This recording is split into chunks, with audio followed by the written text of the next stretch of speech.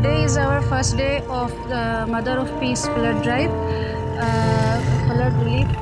We have been visiting around Nepokhas, and today we came to the village. This is the Judo.